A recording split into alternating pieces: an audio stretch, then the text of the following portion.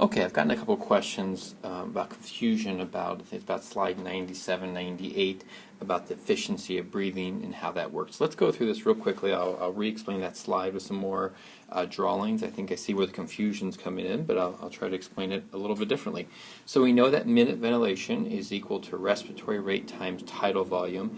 Now, just to make things a little confusing, on slide 97 or whatever that was, I have put F instead of respiratory rate. That's frequency. Okay, same thing, frequency of breathing or respiratory rate times the tidal volume. That gives us your minute ventilation, and so keep that in mind. Okay, so think about it. These are our lungs, a bad drawing of our lungs. We have our trachea, our bronchus, our alveoli. Remember, this is more the conducting zone, and this is the ventilation zone, or the zone of actually gas exchange going on. So every breath that we take, some of the air stays here, and there's no gas exchange that takes place. This is, in a sense, kind of like dead space, versus down here, this is, maybe A would have been a better initial, alveolar air that takes place actually in the ventilatory exchange. So if we looked at this more like a bucket, each tidal volume that we bring in, there is a certain amount which is dead space, and a certain amount is the alveolar air that actually takes place in the gas exchange. So even though we take in 500 milliliters, so we take in 500 milliliters with our breath, the example I gave in your slide is, of that breath, 150 might be dead space air where no gas exchange takes place, and then 350 gets the alveoli for the gas exchange itself. So just make sure you understand that difference. So every tidal volume has a little bit that goes to alveolar space, some goes to the dead space where gas exchange does not take place at all.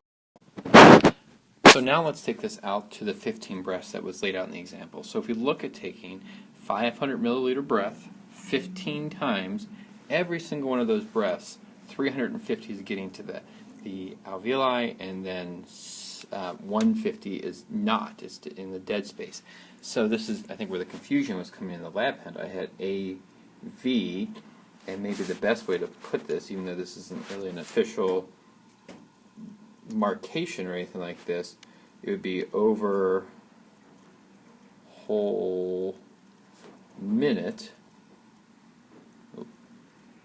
Minute equals, as you see in your lab hand or lecture handout, 5,250 milliliters of air getting to the alveoli, and the dead space, and same thing over the whole minute. If we think about that over the whole minute, as you see, that's 2,250 milliliters. So I think this might be where the confusion was coming in with some of that. So you're looking at more the 5,250 and the 2,250 adding together to equal the tidal volume, because you're adding the alveolar air across that whole minute and the dead space air across that whole minute to do it that way. So I think that's where the confusion's coming in.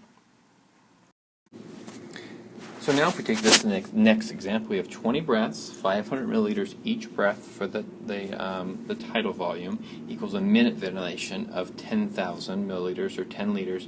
Same thing, if we take these 20 breaths that we had, 150 of each goes to the dead space, 350 of each goes to alveoli.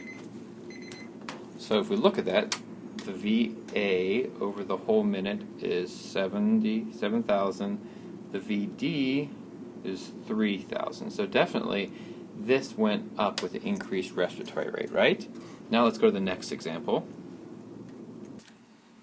So previously we were taking a 500 milliliter breath, as you see in this example right here, but now we're going to take, so instead of taking a 500 milliliter breath, we're going to take a 665 milliliter breath, and this is our new breath right here. So 150 still remains dead space, but 515 is getting to the alveoli instead of the 350 that we had before.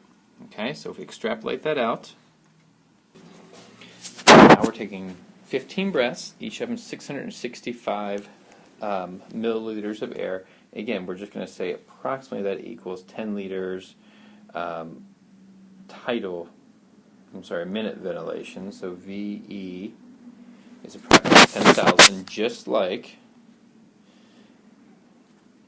this was 10,000, right? This was 10,000, the 20 breaths for 500 milliliters, that equals to 10,000.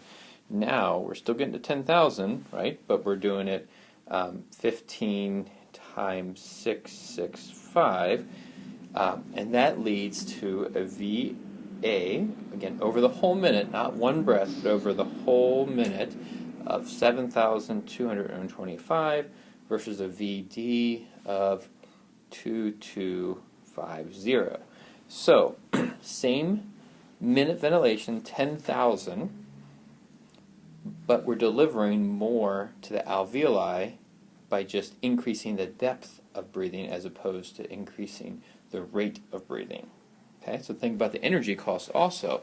It's more efficient to take a deeper breath, just a little extra work to expand the ribs, fire those muscles, get things working, as opposed to taking more breaths more frequently. Okay, so hopefully that makes sense. Let's look at it one more way.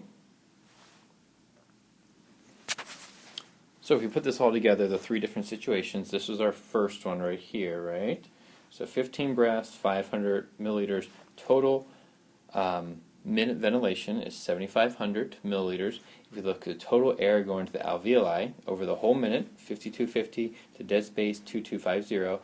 Now we go here and we do it we increase our breaths to 20 breaths per minute, okay? Keeping the tidal volume the same, get a minute ventilation of 10,000, so that goes up.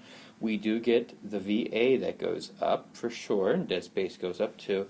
But instead here, this third situation, if we just increase the depth of breathing, now again about 10,000, but we see we get a higher number going to the alveoli, so more air getting to the alveoli, allowing for more oxygen to get to take part in gas exchange, etc., etc. And the energy cost lower